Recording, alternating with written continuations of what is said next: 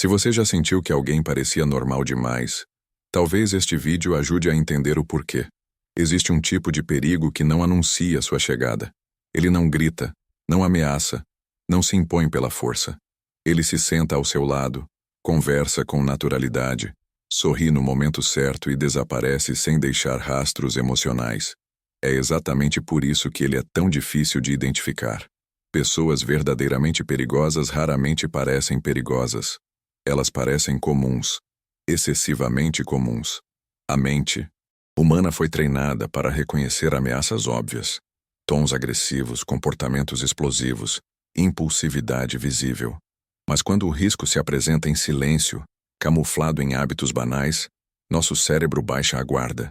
É nesse ponto que algo começa a dar errado, mesmo que você não consiga explicar exatamente o que. Ao longo de décadas, psicólogos forenses observaram um padrão inquietante em indivíduos com traços psicopáticos funcionais. Não se trata de violência explícita, mas de microcomportamentos repetidos quase invisíveis. Um hábito específico, praticado de forma consistente, que revela muito mais sobre a estrutura emocional de alguém do que suas palavras, valores declarados ou aparência social. Esse hábito não chama atenção em festas, não gera alertas imediatos no trabalho, não provoca rejeição social. Pelo contrário, muitas vezes é interpretado como inteligência, autocontrole ou maturidade emocional.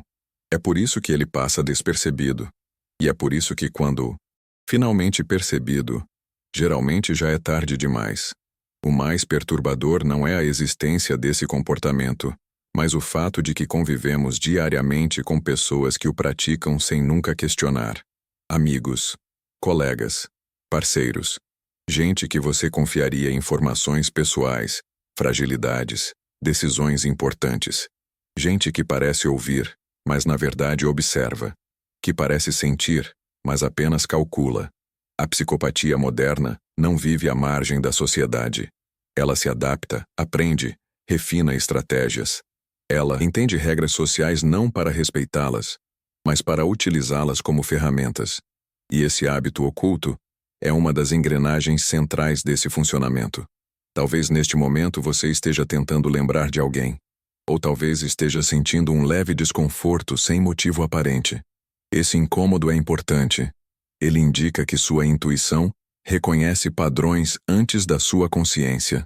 A pergunta que fica não é se pessoas perigosas existem. A pergunta real é: quantas delas passam pela sua vida sem jamais serem percebidas? É aqui que esta investigação começa, não com acusações, mas com observação cuidadosa. Ao longo deste vídeo, vamos desmontar camadas, examinar sinais sutis e entender por que esse hábito específico funciona como um reflexo da frieza emocional. Se você prestar atenção, talvez nunca mais observe as pessoas da mesma forma. E quando a compreensão chega, ela raramente traz alívio, apenas consciência e responsabilidade sobre onde você decide confiar a partir de agora mesmo.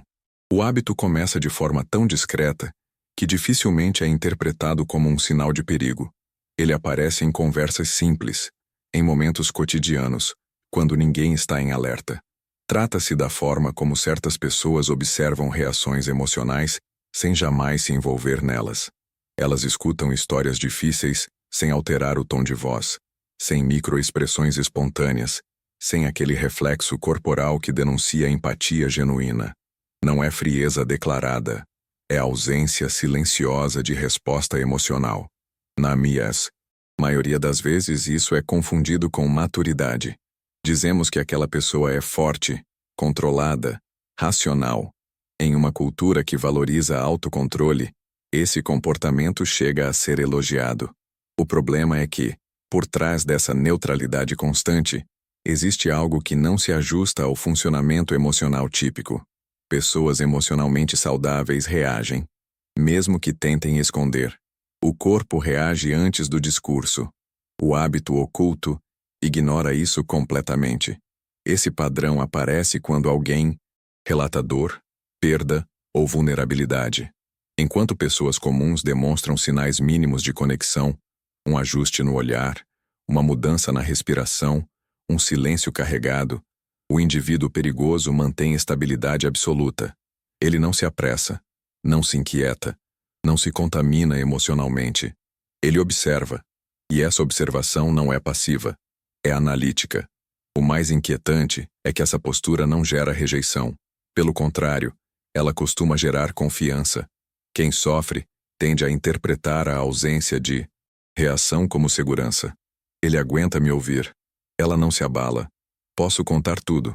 Sem perceber, a vítima entrega informações íntimas, traumas, medos, pontos sensíveis. Cada detalhe é armazenado, não para ajudar, mas para mapear. Esse hábito também se manifesta em situações de conflito. Quando alguém se descontrola emocionalmente, o indivíduo com esse traço permanece calmo demais.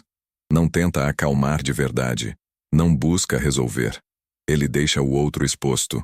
Quanto mais o outro reage, mais dados são coletados.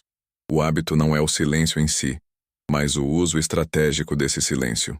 Em ambientes sociais, isso passa como charme contido. A pessoa fala pouco, mas quando fala, parece precisa. Observa mais do que participa. Ri no momento certo, mas raramente é pega desprevenida. Não se empolga. Não se entristece visivelmente. Tudo parece filtrado, calculado, ensaiado para parecer espontâneo. O cérebro humano tende a confiar em quem não reage de forma exagerada. Associamos estabilidade emocional à confiabilidade. Esse é o erro. A diferença entre controle emocional e ausência de empatia está nos detalhes, e o hábito oculto vive justamente nesses detalhes que quase ninguém observa. Outro ponto revelador é a repetição. Todos podem ficar frios em um dia difícil. Todos podem se desligar emocionalmente em momentos específicos. Mas aqui estamos falando de constância. A mesma postura diante de dores diferentes, pessoas diferentes, contextos diferentes. Uma neutralidade que não oscila, que não cansa, que não falha. Esse comportamento cria assimetria. Um fala, o outro absorve. Um se expõe, o outro permanece intacto. Com o tempo, essa dinâmica gera dependência emocional unilateral. Quem se expõe sente alívio. Quem observa sente controle. E controle é um dos elementos centrais da personalidade psicopática funcional.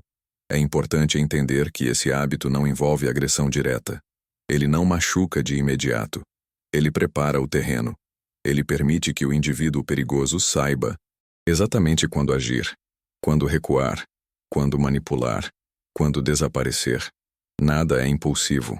Tudo é aprendido através da observação fria do outro. Talvez agora você se lembre de alguém que sempre parecia bom ouvinte, mas nunca verdadeiramente afetado. Alguém que sabia muito sobre você, mas de quem você sabia pouco. Esse reconhecimento costuma causar desconforto, porque revela que o perigo nem sempre vem do ataque, mas da coleta silenciosa. E a pergunta que começa a se formar é simples e perturbadora.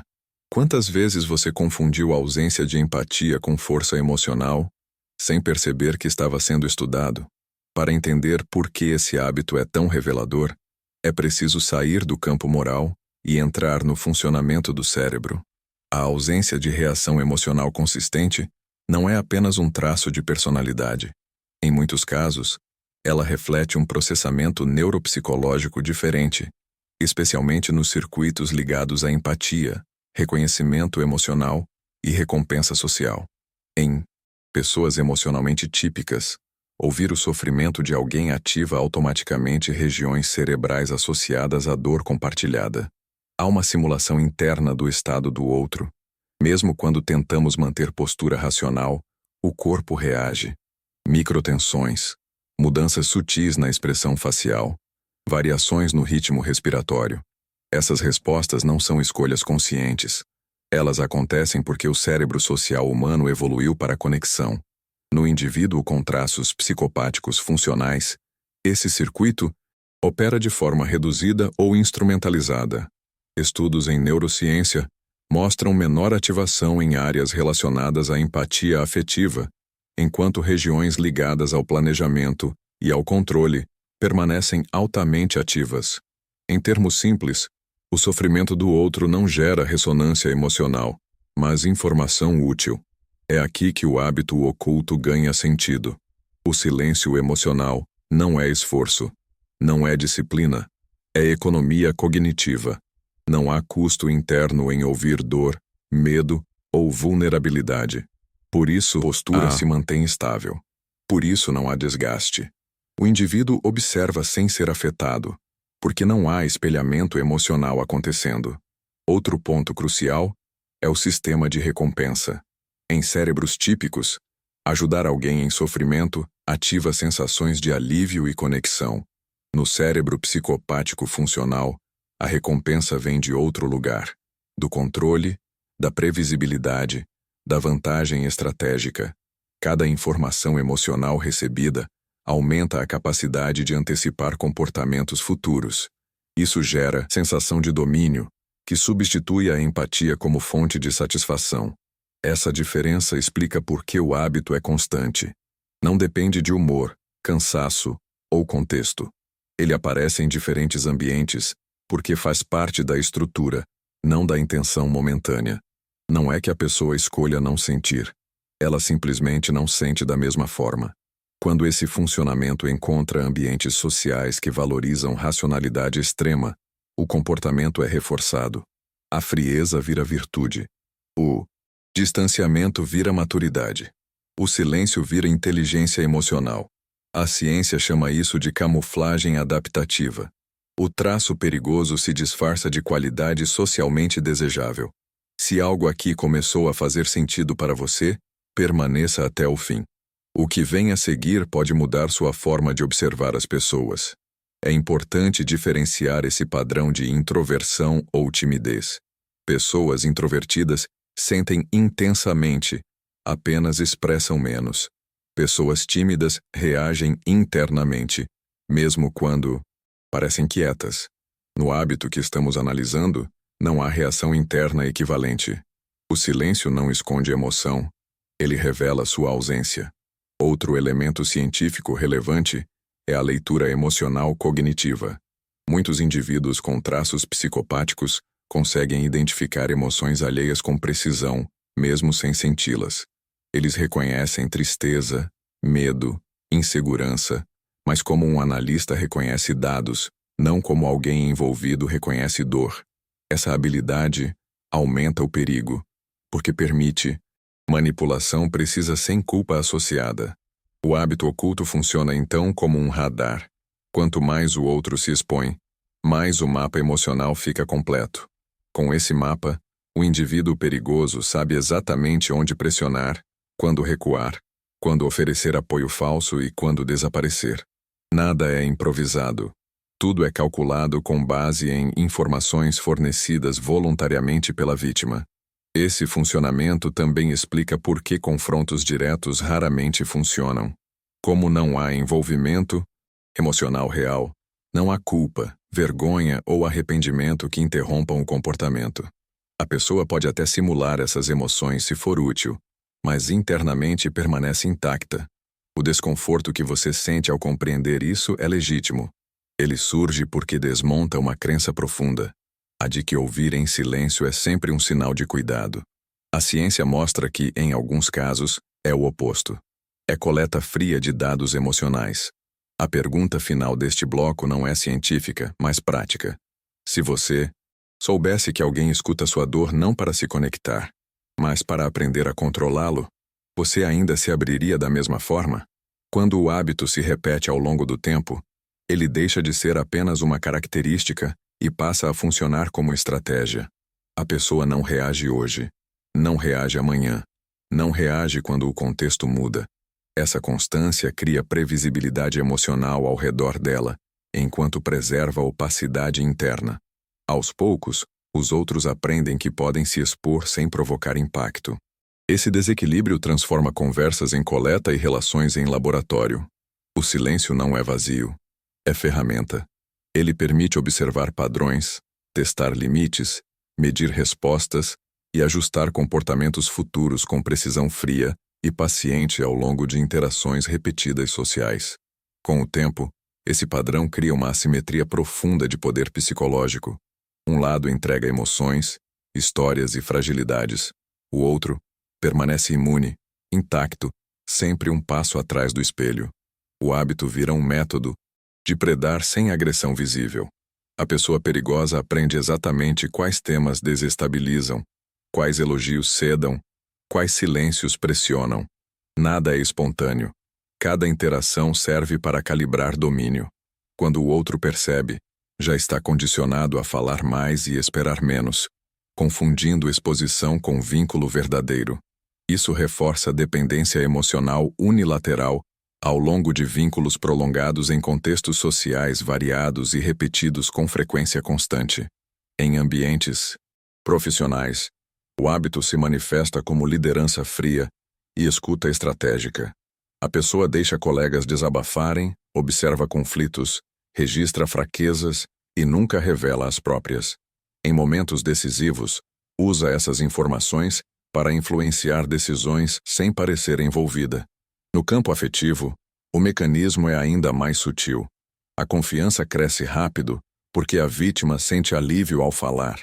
O predador sente vantagem ao saber. Essa troca desigual estabelece controle gradual, difícil de identificar, enquanto ainda parece cuidado sustentado por repetição constante e normalização social cotidiana, que se prolonga silenciosamente ao longo do tempo em relações aparentemente seguras para todos. Esse padrão também aparece quando limites são testados. O indivíduo perigoso observa reações a pequenas invasões, atrasos, ironias, ausências calculadas. Se não há reação, ele avança. Se há reação intensa, ele recua e anota. O hábito funciona como experimento contínuo. Cada resposta emocional do outro redefine a próxima jogada. Não existe pressa. A paciência é parte do método. O objetivo não é conflito, mas posição. Quem controla o ritmo emocional, controla a relação sem levantar suspeitas ao longo de interações sociais, prolongadas e silenciosas, que passam despercebidas por observadores externos atentos e pela própria vítima confusa, em muitos casos reais. Com o passar do tempo, o hábito deixa marcas na vítima. Ela começa a duvidar das próprias percepções, ajusta comportamentos para manter a aprovação silenciosa do outro. A relação parece estável, mas é assimétrica. O predador não se apega, ele administra. Quando o controle está estabelecido, pode surgir desprezo sutil, afastamento estratégico ou exploração direta. Tudo sem explosões, tudo sem drama. A frieza continua. Esse é o ponto em que muitos percebem tarde demais que foram conduzidos, não acompanhados por decisões graduais invisíveis e silenciosas, ao longo do vínculo emocional estabelecido com confiança aparente e ausência de alerta prévio algum. Nem sempre esse padrão leva a danos imediatos e isso o torna mais perigoso. A ausência de crise mantém a ilusão de normalidade. O hábito continua operando nos bastidores, refinando controle e reduzindo resistência. Para quem observa de fora, nada parece errado. Para quem vive dentro, algo começa a pesar, sem nome claro. Essa ambiguidade protege o predador. Reconhecer o padrão exige atenção aos detalhes repetidos, não aos eventos isolados. É a constância fria que revela intenção ao longo de interações diárias aparentemente inofensivas, que se acumulam silenciosamente sem confronto direto entre pessoas comuns, em contextos cotidianos, variados sociais modernos. É por isso que o hábito deve ser observado como padrão, não como episódio. Pessoas perigosas contam com a tolerância alheia e com a confusão entre calma e cuidado. Quanto mais o comportamento é normalizado, mais difícil é interromper a dinâmica. A chave está em notar quem sempre sabe muito e sente pouco, quem permanece ileso enquanto o outro se expõe. Esse desequilíbrio persistente é o sinal. Ele não grita. Ele se repete em relações prolongadas que aparentam segurança emocional mútua e passam despercebidas por convenções sociais vigentes até que a assimetria se torne evidente demais para ser ignorada novamente. A ameaça não está no silêncio isolado, mas na regularidade dele. Quando a ausência de empatia vira método, o hábito deixa de ser detalhe e se torna aviso. Ignorá-lo é confortável. Reconhecê-lo exige ruptura. O padrão de predação psicológica prospera onde ninguém questiona demais. Ao observar constância, assimetria e coleta emocional, você vê além da máscara social. E talvez perceba que o perigo raramente se anuncia. Ele observa, espera e age, quando já sabe exatamente quem você é e como utilizar isso para controle futuro calculado, sem demonstrar emoção ou culpa visível alguma, em relações aparentemente normais, cotidianas e discretas. Ignorar sinais sutis não é falha de inteligência. É um mecanismo psicológico profundamente humano. Nosso cérebro social foi moldado para preservar vínculos, evitar conflitos desnecessários e manter a sensação de segurança no grupo. Quando algo estranho surge de forma silenciosa, a mente tende a reinterpretar, minimizar ou justificar. Esse processo acontece antes mesmo da consciência entrar em ação. É por isso que o hábito oculto permanece invisível por tanto tempo. Um dos fatores centrais dessa cegueira é a empatia projetada. Pessoas empáticas costumam assumir que o outro sente como elas sentem. Quando alguém escuta em silêncio absoluto, o empático preenche o vazio com suposições positivas. Ele está respeitando meu espaço. Ela é madura. Não quer me julgar. O cérebro completa a lacuna com intenções benignas, porque essa leitura preserva a harmonia emocional. Outro mecanismo poderoso é a normalização progressiva. O comportamento estranho raramente aparece de forma abrupta. Ele surge em pequenas doses, espaçadas, quase imperceptíveis. Cada episódio isolado parece irrelevante. É a repetição que revela o padrão, mas a mente humana não foi feita para detectar ameaças graduais. Ela reage melhor a rupturas claras do que a desvios lentos e consistentes. Existe também o viés da coerência. Uma vez que classificamos alguém como confiável, buscamos evidências que sustentem essa narrativa. Sinais contrários são reinterpretados como exceções. Hoje ele estava distante. Ela deve estar cansada. Admitir que erramos, na leitura inicial, gera desconforto cognitivo. Então o cérebro prefere ajustar a realidade a revisar o julgamento. A cultura também reforça esse apagamento. Somos ensinados a valorizar controle emocional, silêncio e racionalidade. Questionar alguém por sentir pouco soa injusto, quase ofensivo. O hábito oculto se esconde atrás de ideais socialmente valorizados. Isso cria um escudo moral que dificulta qualquer suspeita inicial, mesmo quando a intuição começa a alertar. Há ainda o medo de exagerar. Muitas pessoas sentem algo errado, mas descartam a sensação por receio de parecer paranoicas. O desconforto não vem acompanhado de provas concretas, apenas de uma estranheza difusa. Como nossa sociedade privilegia evidências explícitas, sinais intuitivos são desconsiderados, mesmo quando consistentes ao longo do tempo. Outro ponto crítico é a inversão de responsabilidade. Em relações assimétricas, a vítima começa a questionar a própria sensibilidade. Talvez eu esteja exigindo demais. O problema sou eu. O predador emocional raramente invalida diretamente. Ele apenas permanece neutro. Essa neutralidade faz com que o outro se autocorrija, ajustando expectativas e silenciando alertas internos. O hábito oculto prospera nesse terreno porque não provoca dor imediata. Ele não agride, não humilha, não explode. Ele drena lentamente a percepção de reciprocidade. Como não há crise clara, não há motivo aparente para sair.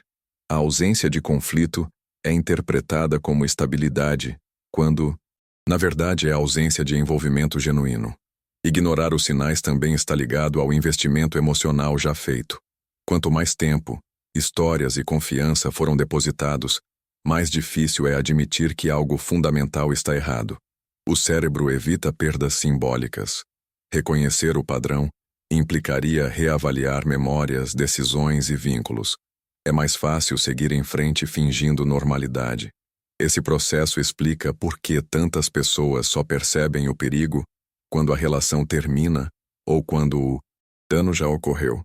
À distância, os sinais se organizam. A constância da frieza, a assimetria da exposição, a sensação de estar sempre um passo atrás. O padrão se torna óbvio tarde demais. O ponto mais perturbador é que o predador emocional conta com tudo isso. Ele não precisa convencer ativamente. A própria psicologia humana faz o trabalho de proteção por ele. Empatia, tolerância e racionalização se transformam em aliados involuntários do perigo silencioso. Reconhecer esses mecanismos não é um convite à desconfiança paranoica, mas à observação consciente. Quando você entende por que ignora, passa a perceber. E perceber não significa acusar, mas ajustar limites. A verdadeira proteção começa quando você aprende a respeitar sinais sutis antes que eles se tornem padrões irreversíveis. Talvez o aspecto mais inquietante de tudo isso não seja o hábito em si, mas a naturalidade com que ele se integra à vida cotidiana. Não estamos falando de monstros isolados, nem de figuras que vivem à margem. Estamos falando de pessoas que circulam, trabalham, se relacionam e constroem confiança enquanto permanecem emocionalmente intocáveis. O perigo não está na exceção, está na adaptação silenciosa. Ao longo deste percurso, ficou claro que a ameaça raramente se apresenta como violência explícita.